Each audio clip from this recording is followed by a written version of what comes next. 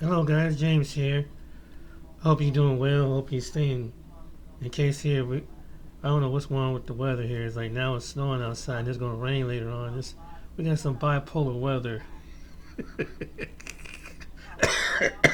It was just warm. It was breezy yesterday. Now it's snow day. It was sunny. This weather is crazy.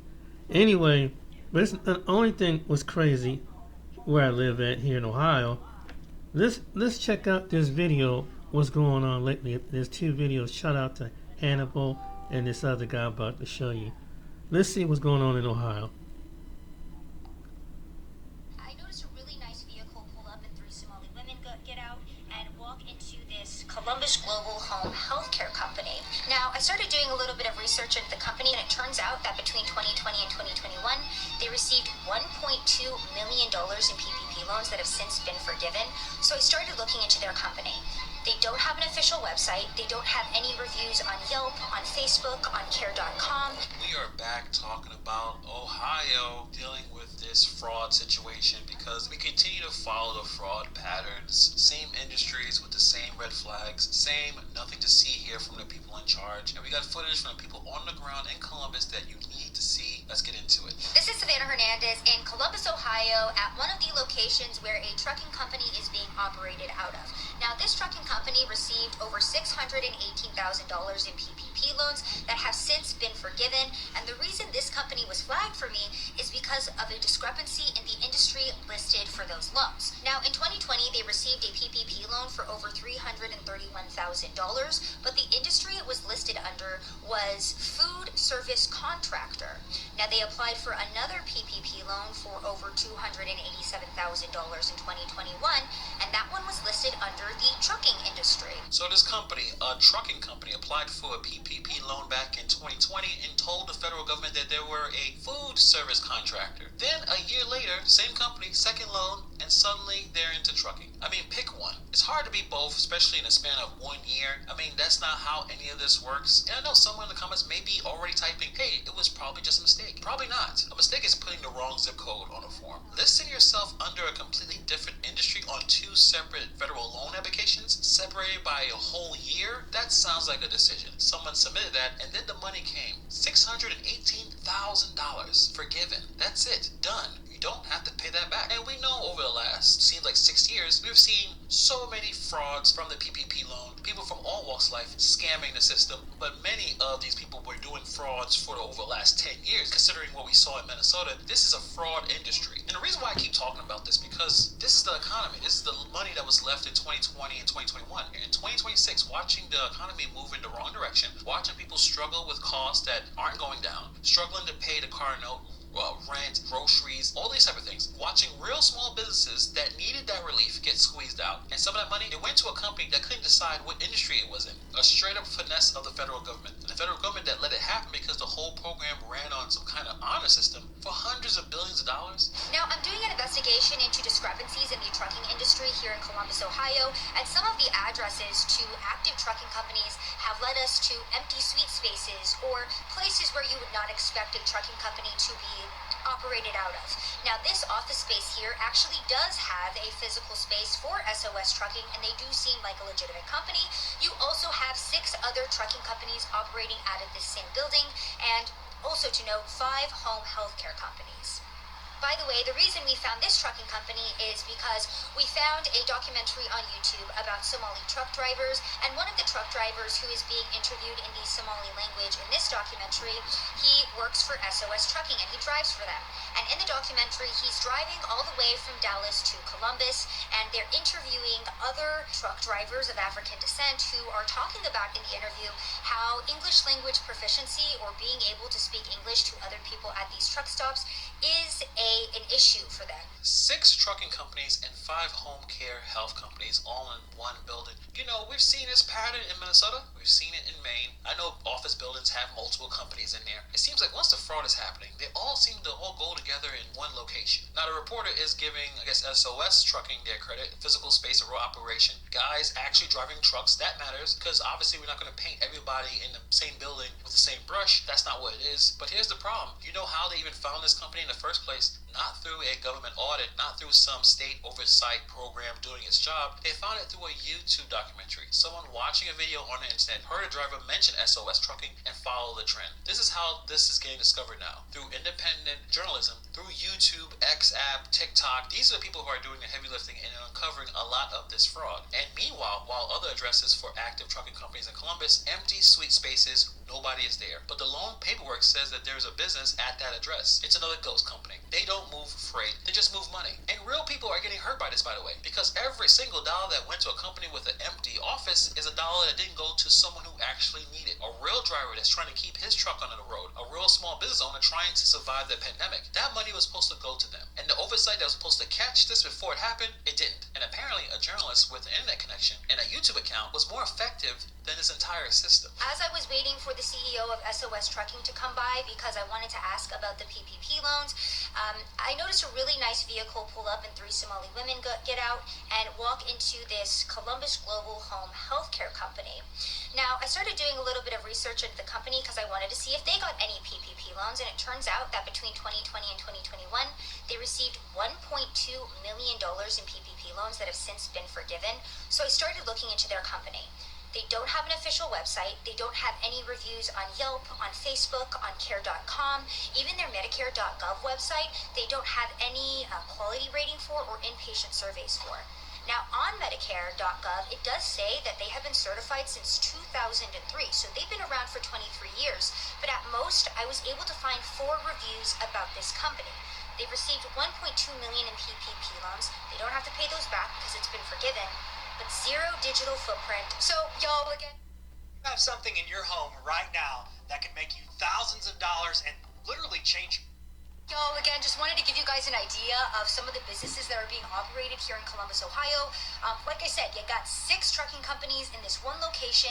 You've got 5 home healthcare companies. And as I'm doing research into the PPP loans that have been distributed to companies within this building, it was interesting to see, some of the little discrepancies, and then trying to speak to the people that do work at these companies has been a bit difficult. So a little update out of Columbus, Ohio. Okay, so $1.2 million forgiven. And when he goes up to look up this company, there's no website, there's no Yelp reviews, no Google reviews, no Facebook, no quality rating on Medicare.gov, no inpatient surveys, certified since 2003. That's 23 years in operation. It could only find 4 reviews. 4 reviews in 23 years. A legitimate home healthcare company that is billing Medicaid, employing workers, sending caregivers into people's homes for over 2 decades. That company leaves a trail. It has to. Referrals, complaints, former employees, something. 0 digital footprint on a company that just took in $1.2 million in government money is not an accident, it's fraud. And I also want to be fair. I'm not saying a crime was committed on camera. The reporter is not even saying that either. They're just showing you what they found, and more accurately, what they couldn't find. And that absence of information, that's the story. The PPP program was a problem from the start. It basically said, tell us who you are, tell us what you do,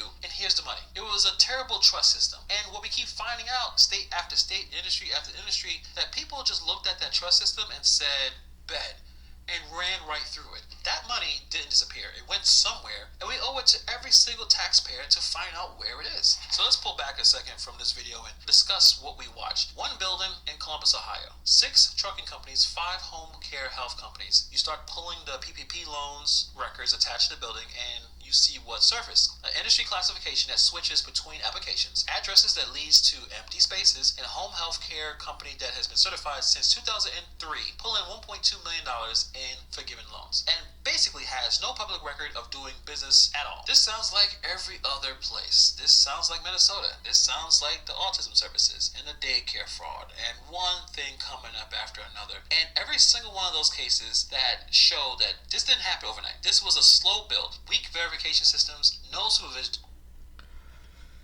Yeah. It's not looking good in Ohio.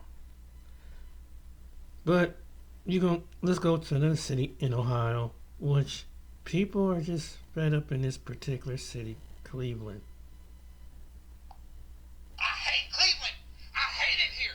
I hate Cleveland. We have this thing called the Cleveland, Ohio Remembrance page, and it just shows all the crimes that happen, and it's like a new person dying every day. I really hate Cleveland. Down. Y'all can't do nothing without shooting, for real. I can't deal with this shit. I'm so fucking tired of this shit. I hate this shit. It boils my fucking blood. It grinds my gears. Cleveland gotta be top 5 cities to stay the fuck from around right now.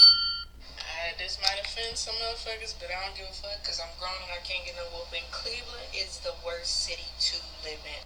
Hey, I've been trying to get to this video. I got sidetracked, but we here now. In this video, we're going to be talking about Cleveland, Ohio. Now, there are some good things about Cleveland. There's the Rock and Roll Hall of Fame, different museums, but we're not going to talk about none of that, okay? In this video, we're just going to focus on the negative things about Cleveland because that's what we do here, okay? So sit back, relax. Let's go through these clips, and we're going to figure out if Cleveland really is a rock bottom city. Let's get into it. I don't care if you come here and visit and you leave and you go back and you're like, oh, Cleveland has so much to offer. Once you move here, you're going to see why people hate living here. It's a dark cloud over the city. I've left and came back several times. Like, I left Cleveland in 2016, came back once I graduated high school, and I was like, oh, why did I do this to myself? It's so depressing. You get a little bit of motion or you start to become known in the city, now niggas got it out for you. Now niggas want you dead. Why? Because the jealousy and the envy here. Oh, and don't get me started on the city is this big, so you could be screwing your cousin and not even knowing it. Yeah. Everybody is just, I don't know. And then it's like, how do you get out of Cleveland? Like, I just don't recommend. Might be screwing your cousin. It's crazy. Okay, you gotta say, Hey, this ain't West Virginia. like Come it. on. What's your mama name? What's your daddy name? What's their parents' name? What's their cousin's name? You gotta go. You gotta go through what's the thing? 23andMe to find out. Damn, it sounds like we like in West Virginia, Kentucky somewhere. Ohio, we just got a little more population. STD test. You gotta take a DNA test too. That's crazy. But Damn. Cleveland is really not a real place. I wanted to get a corned beef sandwich. As I stepped through the door, I seen a jar of ranch fly across my face, and the people that worked there were fighting. So I'm just going to go home. I think that that's the wisest thing to do because apparently there's a lot of things happening right now that's beyond my control, and I wasn't expecting to see a jar of ranch flying across the room when I walked through the door. I looked up, I said, oh, we're fighting. They just opened back up, so I'm thinking everything is cool and we're ready to take orders. Apparently not. That is Cleveland. This is Cleveland. So if anybody want to come to Cleveland, I'm just letting you guys know that this is what you may expect. A jar of ranch flying across the room, and now it's all over the place. I don't even know where direction it came from. All I do know is that it flew. So God is good all the time, and all the time God is good. God bless you all. Pray for Cleveland. It's a really dangerous place right now. It's not the best place. I'm praying that everyone understands that God is good. Amen. hey, yo, if I like some people would have stayed there trying to order. Hey, can I still get my food? I've seen videos like that where people record workers fighting each other and sit there and record it and then say, I just want my food, man. Like, no, I'm leaving. Right. Like, I'm not trusting these people to fix my food after that. They might take it out on my food. I don't know. It's time. I can't do it. He did the right thing. I'm gonna need you to roll my grill back up to my house. Alright. Where you just took it from.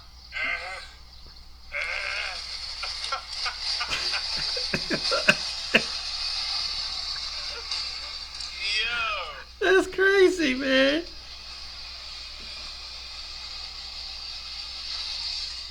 Yeah. How do you sneak that away? Like, what? You pushing this loud tail thing down the road, no car, nothing. You gotta at least have a car to steal that. A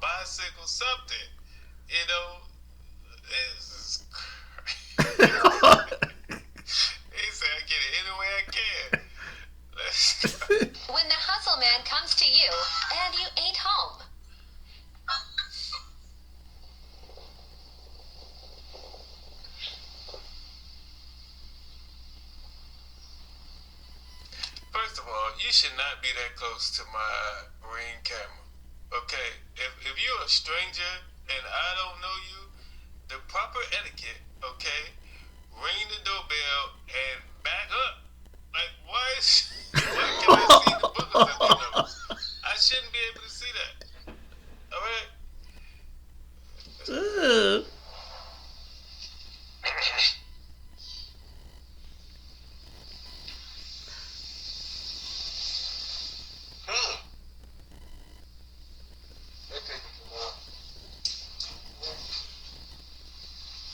I help you? Yes, can you please come to the door? I need to talk to you for a minute, please. Can you please come to the front door? I need to talk to you. No. About? If you come to the front door, I can tell you. It's good. It's good. No, thank you. Okay, well, I'll tell you anyway. I am a landscaper. I clean garages out for $10. I help people move for $20. Boxes and bags for $10. People's spaces for $10. Edge front and back for $10. I rake yards for $10. I cut grass front and back for $20. If you go buy flowers, I put flowers down front and back for $10. Cars, vans, and trucks I clean out and wash for $10. The added is $10. Live on down to $120. 5 cans of paint, 5 brushes, you pay me $10 for that. Help people move for $220s. So if you're moving, could I bring somebody with me when it's time to move? Because moving ain't no joke. Mop floors and rooms for $10. Now I want to do for you is cut the grass front and back for $20. If you don't have 20, I take 10. Okay. Thank you. Can you spell me what it's okay. Hey. I can't do nothing but salute you, brother. There's a lot of people out there that just want to stand on the corner with a sign and say, I need money. You know, you trying to work for it. I can't do nothing but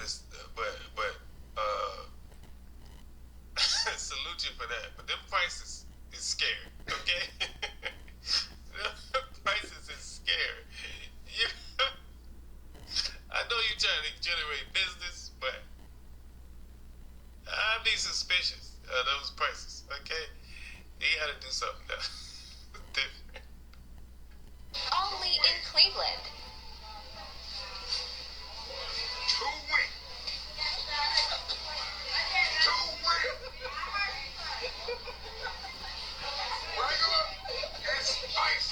That's 3 weeks. Huh? That's 2. Let me be specific and get me the hell out of here. I'm already stressed out. Cooperate. 2, 1.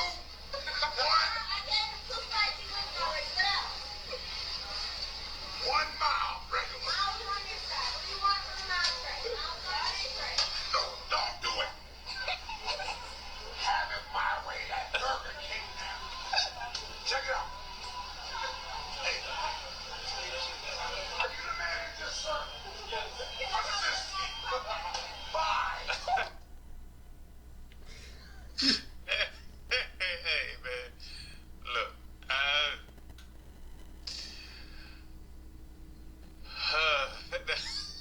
just go on to the next one, man. I got nothing to say. Don't mind the body chat, for real. But let me tell y'all why I hate Cleveland, for real. So y'all, everybody was at this lock-in at the skating rink, and it was cool. Like everybody was having fun, everybody was skating, everybody was twerking, doing everything. Like it was no drama, no nothing. So we like getting to the end, and they start saying everybody gotta go, everybody gotta go. Cool. So everybody start taking off their skates and everything. I'm taking my skates off. My friend was like, they saw they finna start shooting. I'm like, what? Who what? So I took my skates off quick, and I mean immediately. Soon as she said that, y'all, I kid y'all not, all you heard was fuck. Everybody started running in different directions. I lost my friends. I ran in the bathroom quick. Like, y'all, I had no shoes on. I was slipping and sliding and everything. I just wanted to get my shoe, because when you was there, you had to get one of your shoes for the skates. So I was like, I just wanted to get my shoes, bro. So yeah, I was hiding in the bathroom. Everybody in there. I'm in a storm with like 3 literally girls, like, it was really too much going on, bruh. It was girls in the men's bathroom, people running out the back door, people running, ducking, dodging, everything. Like, it was just so much going on. And whoever still had skates on, I felt so bad for them. Because, what the fuck? Like, I kid y'all not, them shots was, like, so close and so, like, loud. It was just too much going on. The police pulled up quick and everything. But I just feel like, oh my gosh, y'all gotta ruin everything. Like, everybody was having fun, everybody was chilling. It was really, that was just so irritating and disappointing. And I don't even want to go no more. Like, I don't, like, bruh, I can't even talk. Gee, like, I was really mad. And then once we walked outside to get ready to leave, all you saw was, like, bullets on the ground and stuff. Like, I really hate Cleveland. Down. Y'all can't do nothing without shooting, for real. Man, I hope everybody, like, survived that night. But, you could look at it this way. Like, how many places where they warn you they about to start shooting? You know? Y'all got a warning? Like, some people don't get warnings. Some people just pull it out, start firing. They don't say I'm about to. They just do it. So, I mean, it doesn't make it better. But, you know, I would rather have a warning than not. You know, her warning helped her escape. That warning might have, you know, saved her life. I mean, I'm just trying to find the bright side. You know, help me out. Lotto.com or download our official app. We see a situation in a country that is dire, and we see people flee from that country. This is the governor of Ohio. We have created special programs, special policies. I was in junior high and then in high school. Wasn't the same program, but we had a policy in regard to people coming from Cuba. We, as I said, now have, in addition to Haiti, we have 15 other countries.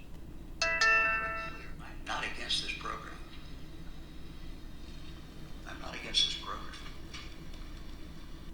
What I do say, though, is that with this program, there has to be a plan.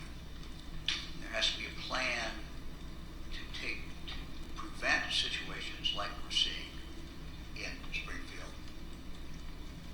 But if in fact they do occur, we clearly need help from the federal government. The patients who are here are hardworking people. They have families, and they care about their families, and they care about their children. They came to Springfield, Ohio, for work. And many of them are working and filling positions in Springfield. They left a country that is abysmally poor, but that has seen a much worsening situation since the assassination of the president of Haiti in 2021. Since that time, we have seen violence at an extremely high level, a dysfunctioning government, a dysfunctioning police, a country that is by and large controlled by very violent gangs. So it is no wonder that these individuals left Haiti and are here in the United States.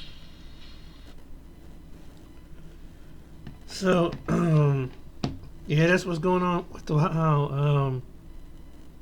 So they made a law so that what's going on in Minnesota, that they won't be able to come to different places and go to schools, hospitals, and things to go and arrest illegal migrants. So, whatever your opinion on that is vice versa. But yeah, this is what's going on in Ohio. My sister in my father's side of the family lives in Cleveland, so and sometimes there's times that she can leave Cleveland. My own sister, she's watching it, she can verify. That's my sister is the one that if you go to my channel, she's getting married to her husband Marlon. Oh yeah, she can tell you the stories about Cleveland. I mean, maybe one of these days I get on camera if I'm up there just to get her tell her some version. But yeah, Cleveland be off the hook sometimes. My aunts, I got, my aunt on my mother's side, my two aunts and one grand aunt. One of my other grandaunts passed away. I have grandaunts and cousins all up in Cleveland on my father's side of the family. And then my mom's father's people, they're in Cleveland too, but I don't know where they're at. But yeah, Cleveland is off the hook. In Cleveland, I've been going to Cleveland over the years, and it's changed. Like, because I'm originally, I was born in Cleveland, but I was raised in Youngstown, Ohio. So my dad would come down and pick me up from Cleveland and bring me back to. It almost feel like that's a part of my second home because I've always grown up over the years, and even though because my dad was married twice,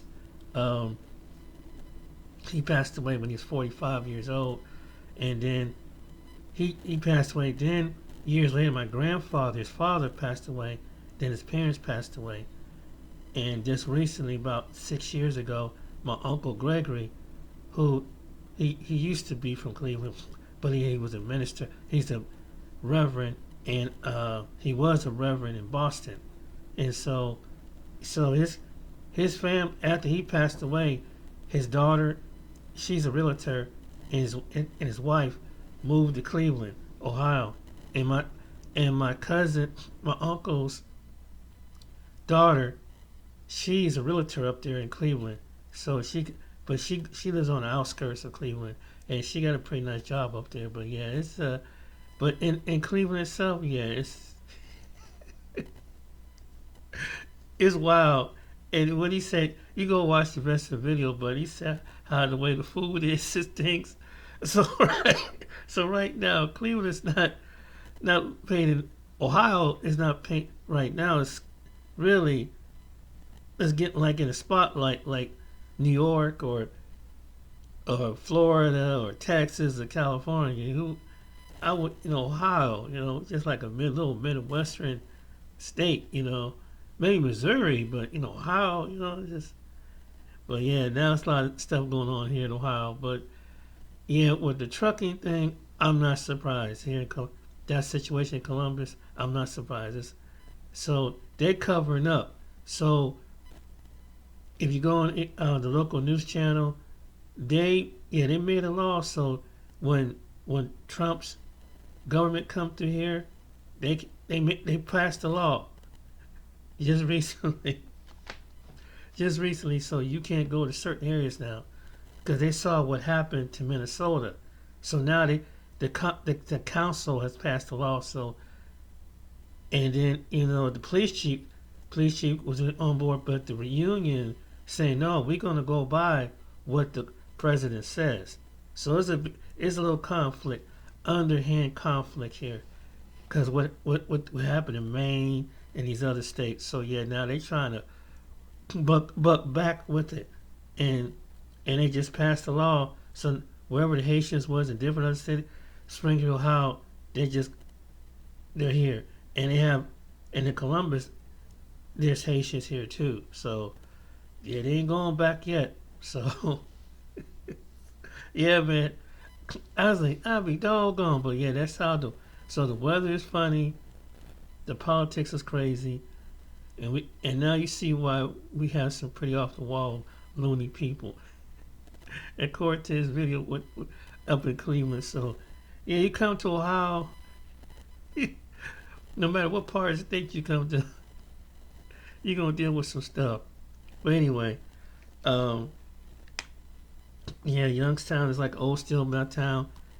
They used to call it the mob town, And so anybody from Hansel, you tell you from Youngstown, oh, that's where the mob was at, and I used to kind of like, Dad, why they say that? My dad, when he was living, he said, well, back in the day, Youngstown was a big haven between Pittsburgh and Cleveland, so the mafia would come from Youngstown and Pittsburgh and have meetings in Cleveland and stuff. So now It's not. I guess they got. If there's any mob left back down there, they pretty much had died off and old out. I mean, you never know. But anyway, I mean, because maybe they went underground. But the biggest ones were taken out in the like 90s. Now it's just a Youngstown is nothing but a shell. Used to be a good steel mill town. There's one technically steel mill there, but it's just the rest is just, and it's in like on the border of Mahoney and Trumbull County, and there's like one or two, like mostly like the machine factories and stuff like that. As far as employment, when you go around the Youngstown, Warren region of Ohio, but yeah, that's true about Ohio. But anyway, I just want to give you a big background about Ohio. What's crazy about Ohio? All right, then, guys, take care, be blessed, and like and subscribe, and see you on the next video. And yeah, just still come visit, come Ohio, come to the, and you get more with your money. Take care.